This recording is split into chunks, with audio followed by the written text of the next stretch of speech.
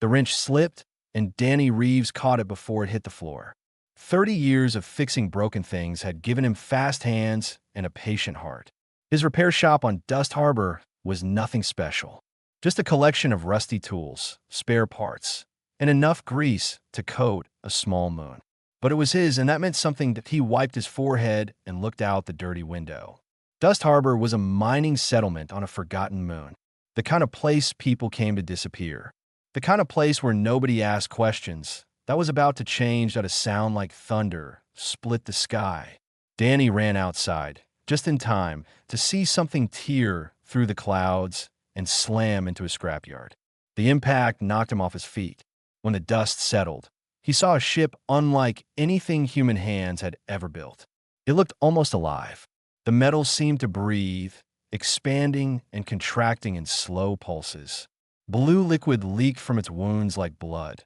Danny approached carefully.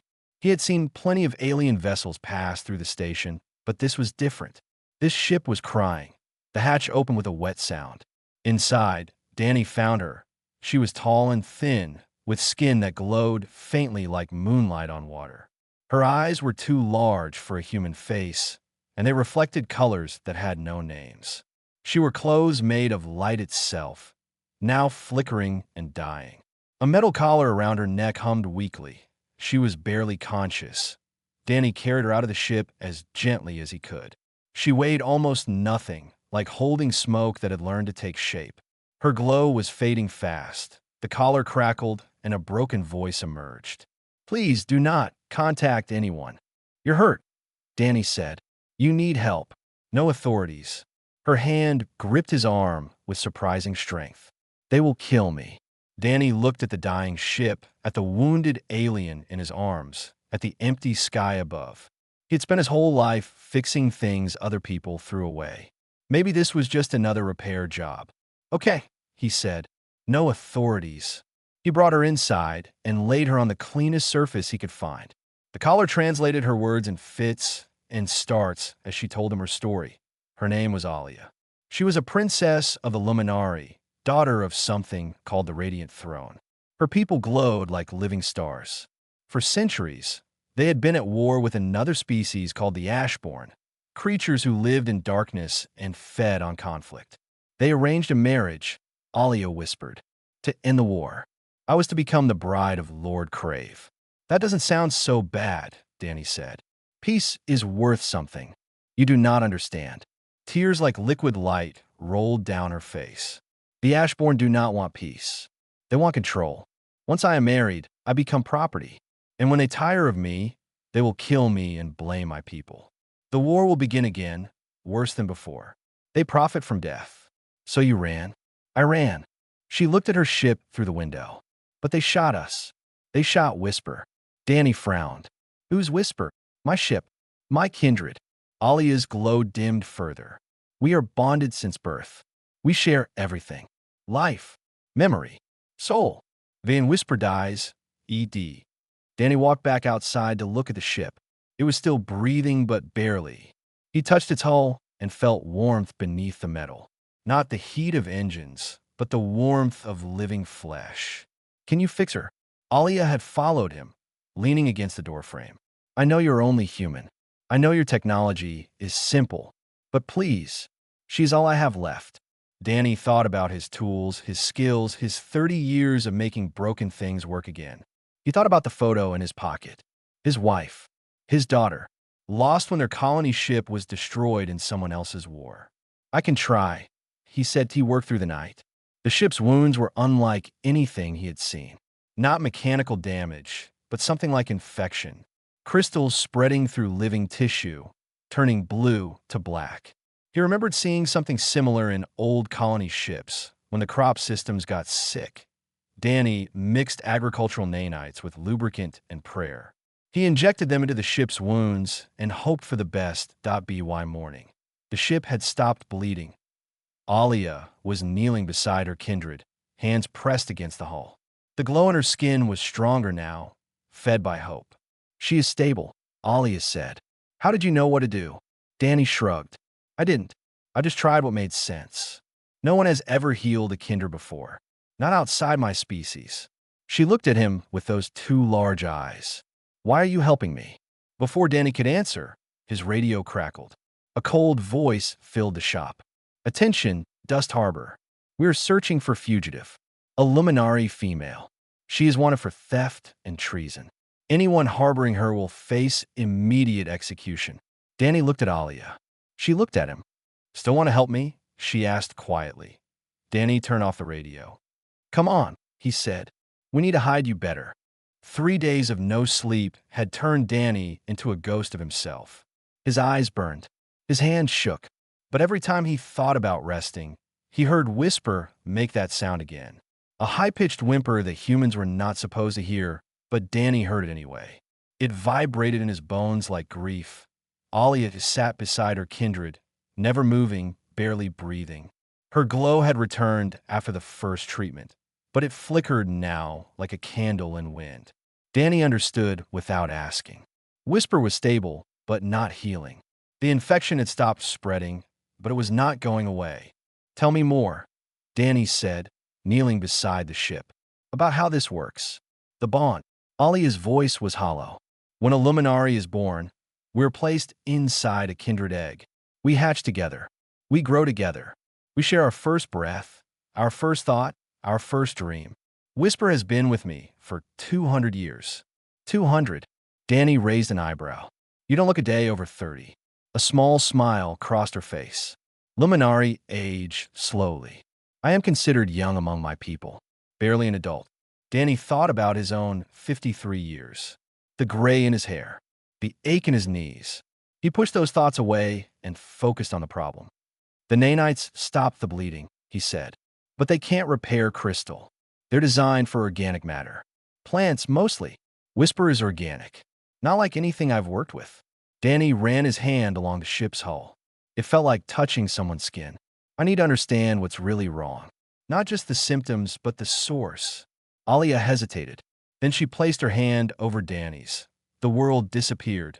Danny saw through Whisper's eyes.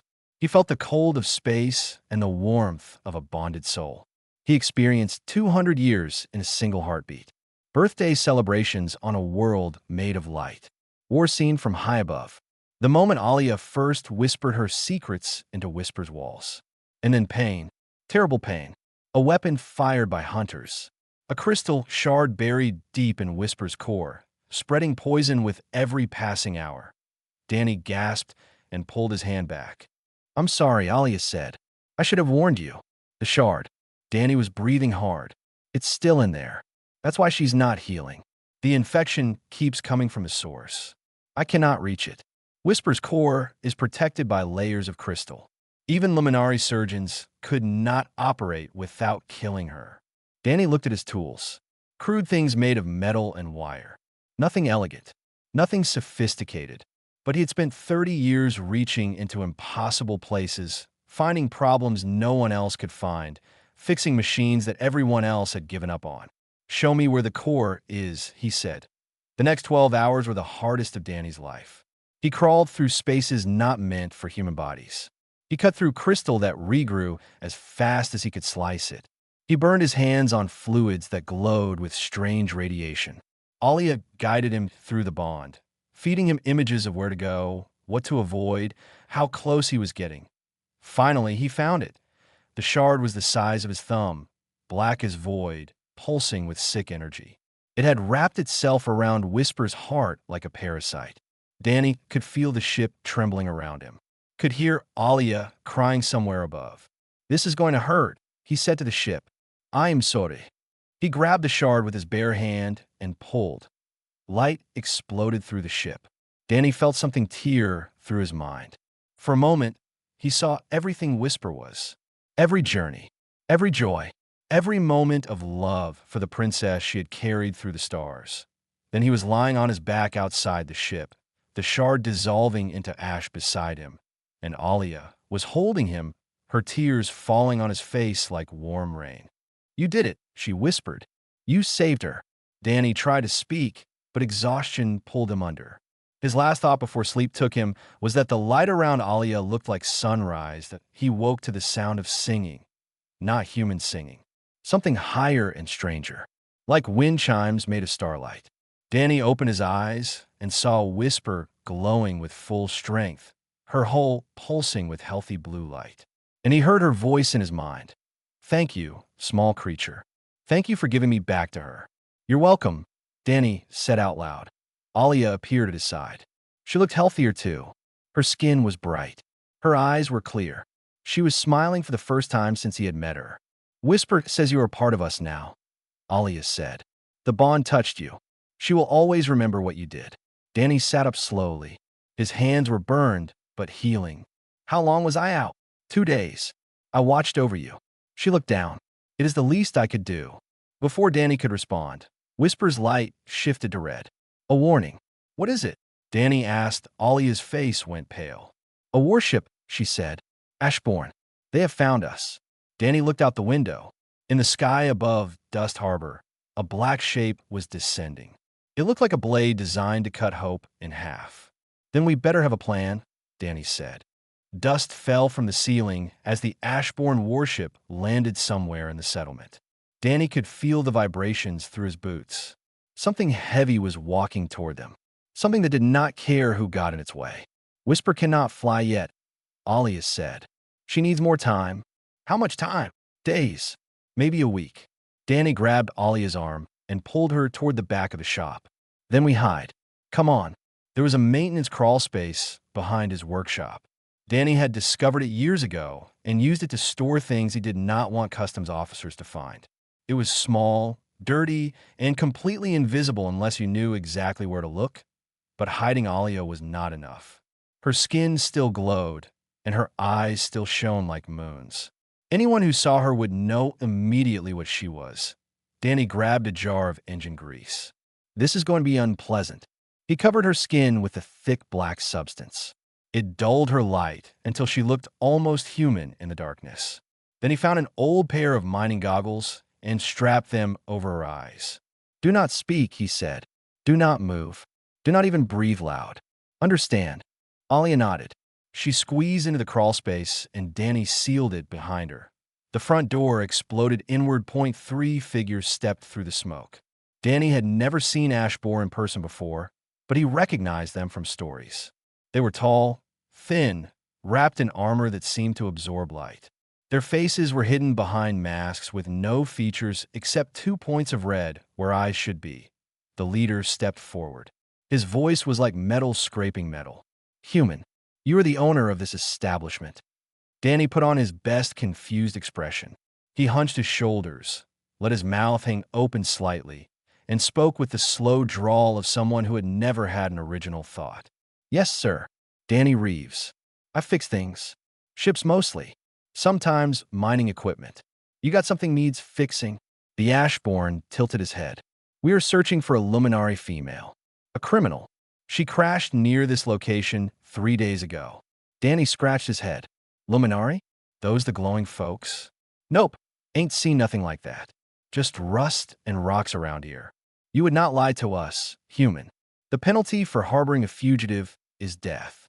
Not just for you, but for everyone in this settlement." "I understand, sir, and I wish I could help.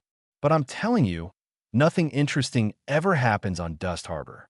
We're just miners and mechanics. Boring people doing boring work." The Ashbourne stared at him for a long moment. Danny felt sweat running down his back. He kept his face stupid and his posture relaxed. "Search the building," the leader said. The 2 other Ashbourne moved through Danny's shop like shadows.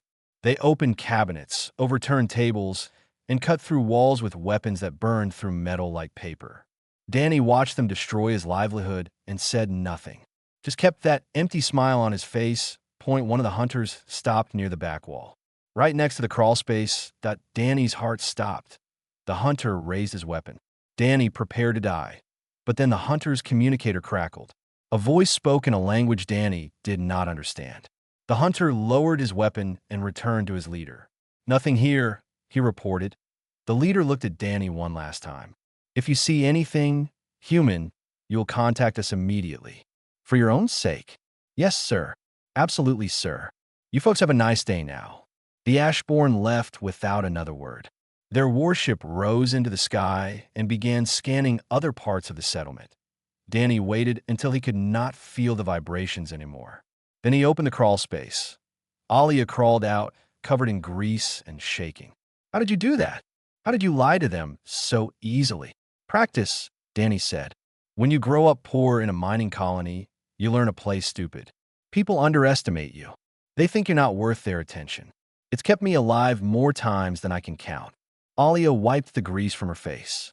Her glow was returning. You risked everything for me. Why? Danny reached into his pocket and pulled out a photograph. It was old, worn at the edges. It showed a woman with dark hair and a little girl with his eyes. Both of them smiling at the camera. Both of them unaware of what was coming. My wife and daughter, Danny said. They were on a colony ship heading to a new settlement. Safe route.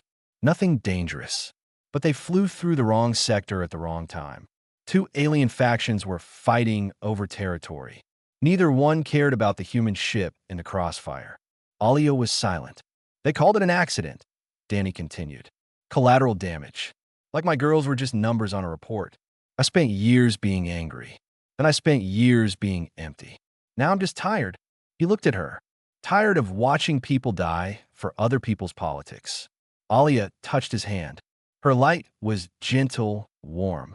I'm sorry for your loss, she said. Don't be sorry. Just stay alive. He tucked the photograph away. That's how you can honor them. Outside, Whisper hummed with quiet strength. She was healing faster now. In the bond they all shared, Danny felt something like determination. Where do we go? Alia asked. They will keep hunting. Danny smiled for the first time in days.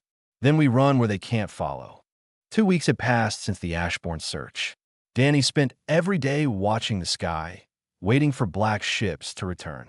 But the sky stayed empty. The false trail he had planted was working. It had been simple enough. Gregor, the dock worker who owed money to the wrong people, had been feeding information to the Ashbourne. Danny figured it out by watching who got nervous when the hunters arrived. Instead of confronting him, Danny gave Gregor exactly what he wanted to hear. Saw the glowing woman steal a transport ship, Danny told him, loud enough for others to hear. Headed toward the inner colonies. She was moving fast. Gregor reported the lie within the hour. The Ashbourne warship jumped away the next morning, chasing a ghost across the galaxy. Now Danny had time. Time to prepare. Time to plan. And most importantly, time to heal. Alia had changed over those 2 weeks. She was no longer the frightened princess who had crashed into his scrapyard. She worked beside him now, learning to repair engines and replace filters. Her hands were quick and precise. Sometimes she made the machines glow by accident, leaving trails of light inside the wiring. Danny told her it was beautiful. She said it was embarrassing. They talked while they worked. She told him about her home world, a place where cities floated on clouds of light and children played in gardens that sang. He told her about Earth, a planet he had never seen but still dreamed about. Green forests, blue oceans, rain that fell without warning and washed everything clean. It sounds wonderful, Alia said. It was, before we ruined it. Danny laughed. That's the human way. We destroy beautiful things, then spend our whole lives trying to build them again. On the 14th day, Whisper woke up. Danny was adjusting a coolant line when he felt something push into his mind. Not painful, but surprising. Like a door opening inside his head that he never knew existed. Through that door came a presence. Warm, curious, grateful. You are the one who saved me. Danny dropped his wrench. Whisper. The ship's hull began to pulse with strong blue light. Alia came running from the back room, tears already streaming down her face. She pressed herself against Whisper's side, and the lights surrounded them both, mother and child reunited after a long nightmare. Danny watched from a respectful distance. He understood that some reunions were too sacred for outsiders, but then Alia turned to him. Come here. I don't want to intrude. You're not intruding. Whisper wants to know you. Properly. Danny approached slowly. He touched the ship's hull, and the connection opened wider. He saw Alia's childhood, running through halls made of crystal, learning to dance among the stars, laughing with sisters who loved her but could not save her. He saw the day her father told her about the marriage, saw the hope die in her eyes, felt her despair as she realized she was nothing but a bargaining chip. And then he felt Whisper's rage at everyone who had hurt her bondmate. A protective fury that burned like a white sun. You saved us both, Whisper said in his mind. You gave me back to her and her back to me. This debt cannot be repaid. I didn't do it for payment, Danny said that I know. That is why you are remarkable. The connection widened further. Danny saw something new, a place hidden among distant stars. A station built by refugees from 100 worlds. A sanctuary where no empire could reach, where Alia could be free. Is that real? Danny asked. It is real. Whisper's voice carried certainty. I know the way, but the path is dangerous. We must cross through Ashbourne territory to reach it. Danny looked at Alia. Her eyes were bright with hope and fear. It's our only chance, she said. Whisper, and I cannot hide forever. Eventually they will find us. But if we reach this sanctuary, we disappear. No more running. No more fear. Ashbourne territory is not a pleasant place, Danny said. I know. They'll kill us if they catch us. I know. Danny thought about his shop, his tools, his quiet life in the middle of nowhere. He had built something comfortable here, something safe, but comfortable and safe had not saved his wife, had not saved his daughter, had not changed anything. Okay, he said. When do we leave? Alia smiled. It was the brightest thing Danny had ever seen. They spent the next 3 days preparing. Danny sold his shop to a young mechanic who promised to take care of his regular customers. He packed food, water, medicine, and weapons. He said goodbye to the few people he considered friends that on the night before departure, Alia found him sitting outside, looking at the stars. Having second thoughts? She asked. No, just thinking about what comes after. After we reach this sanctuary? Danny shook his head. After we don't. Alia sat beside him. Her light mixed with the starlight until Danny could not tell where she ended and the universe began. Then we should make sure that doesn't happen, she said. Danny laughed. It felt strange. He had not laughed like that in years. The next morning, they boarded Whisper together. The ship hummed with excitement, ready to fly again, ready to carry her family to safety. Danny looked back at Dust Harbor one last time. Then he closed the hatch and left his old life behind. Ahead of them, the stars waited. So did the Ashbourne.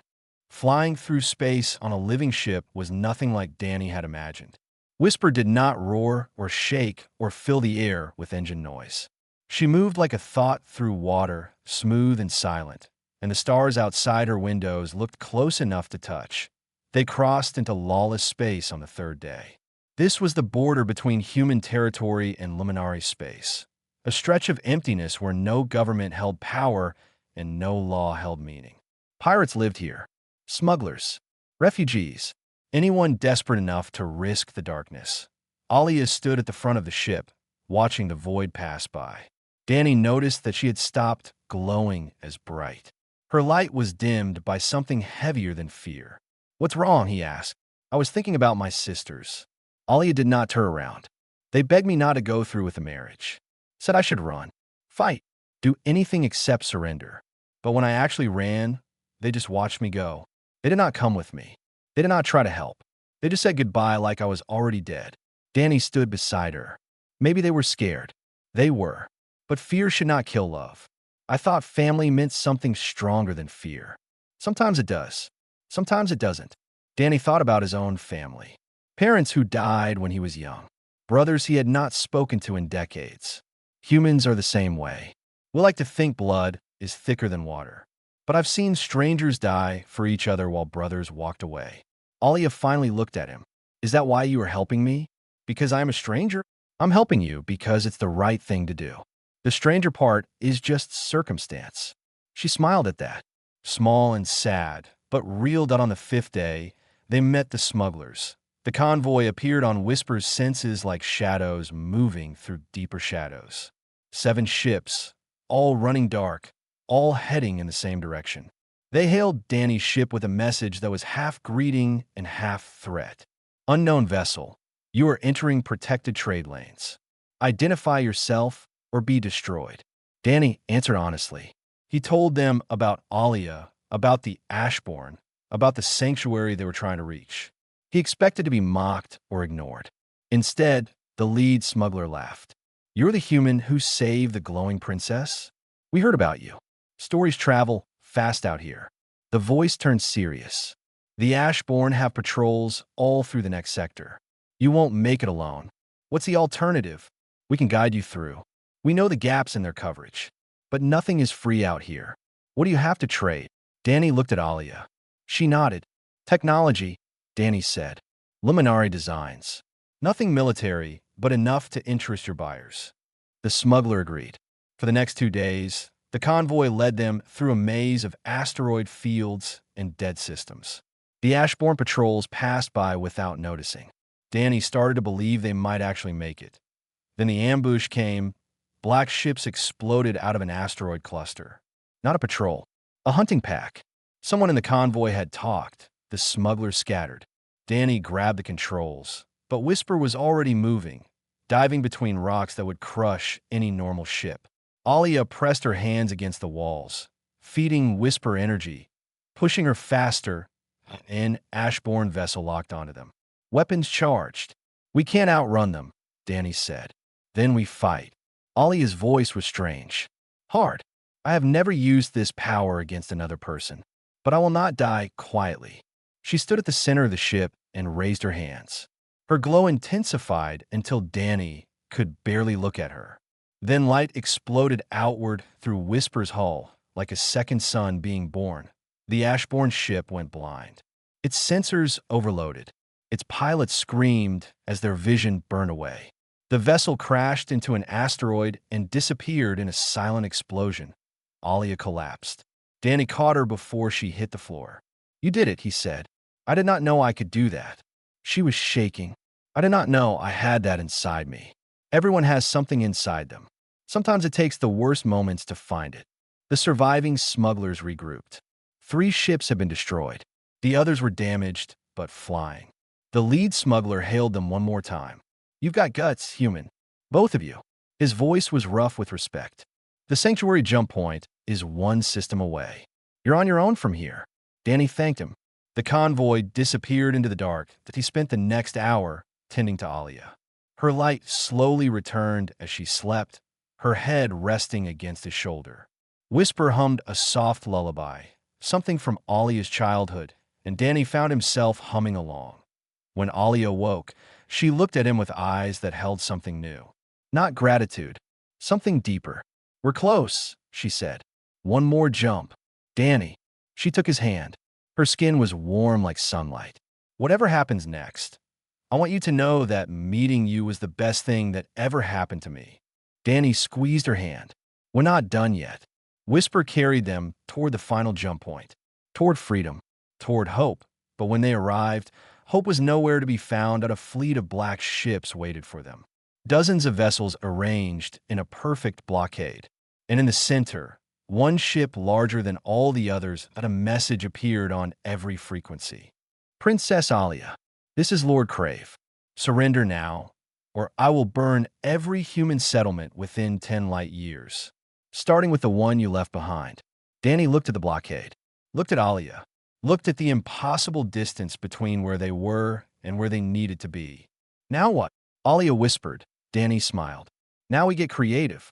Alia was already moving toward the airlock. Her face was pale, her light dim, her decision made. She would surrender. She would give herself to the monster who wanted to own her. She would do it to save 3,000 people she had never met. Danny blocked her path. No, he said. Danny, please. He will kill them all. Dust Harbor. Your home. Everyone you know. I know. Then let me go. Let me end this. Danny shook his head. That's not how this works. You don't sacrifice yourself because some tyrant gave you an ultimatum. That's exactly what he wants. That's how people like him win. Then what do?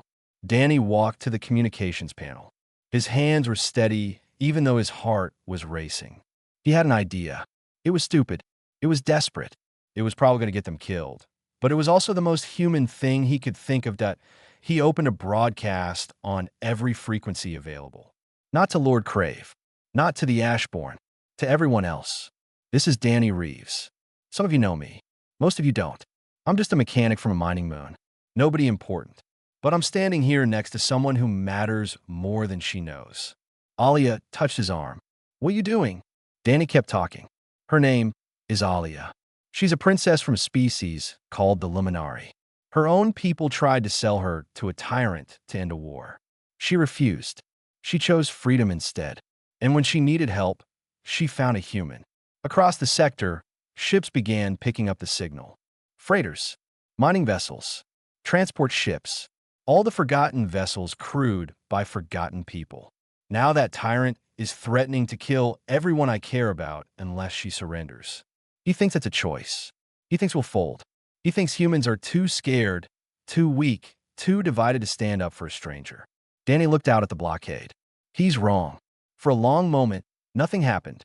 The Ashbourne fleet hung in space like black daggers, waiting for the princess to crawl toward her cage. Then a ship appeared. A rusty freighter, barely holding together. Danny recognized the markings. It was from Dust Harbor, then another ship, a mining barge from a neighboring system, then a transport vessel, then 5 more. Then 20 ships began jumping in from across the sector. Old ships, damaged ships, ships that should have been scrapped years ago. But every one of them was crewed by humans who had heard Danny's message. Alia watched with wide eyes. Ow! People surprise you, Danny said, especially when you give them a chance. The human fleet formed a ragged line between Whisper and the Ashbourne blockade. They were outgunned, outmatched. They did not care. Lord Crave's voice returned, angrier now. You think this changes anything? These scraps cannot stop my fleet. Maybe not, Danny replied. But can your fleet stop all of us? And what happens after? You attack humans, you get a war with humans. A species that fights to the last breath. A species that holds grudges for generations.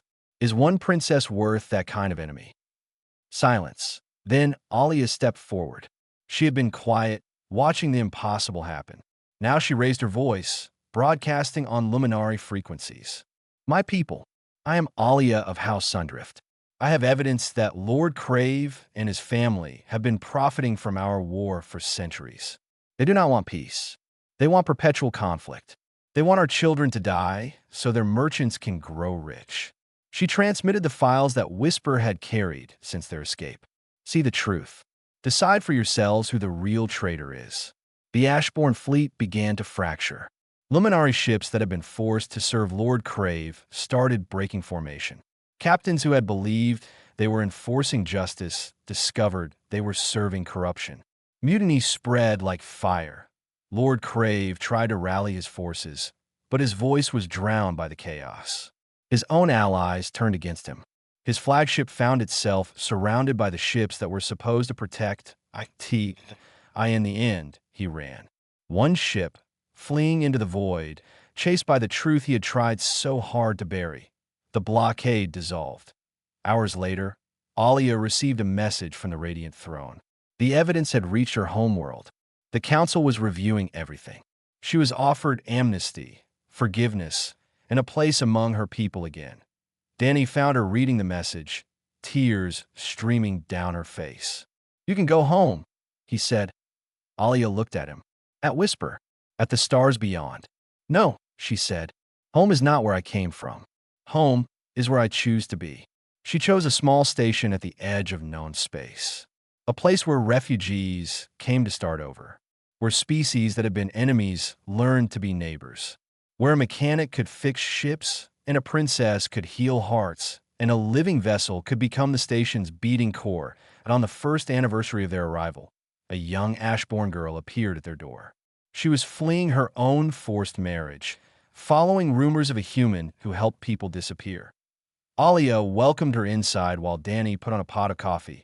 Outside, the stars continued their ancient dance, indifferent to the empires that rose and fell beneath them. But on that small station, something new was being built. Something that did not appear on any map. Something that mattered more than any throne. A home. Fate had written Alia's ending in the stars. But she found a human stubborn enough to rewrite it. And in the rewriting, they discovered something neither empire could ever understand. The best futures are the ones we build together.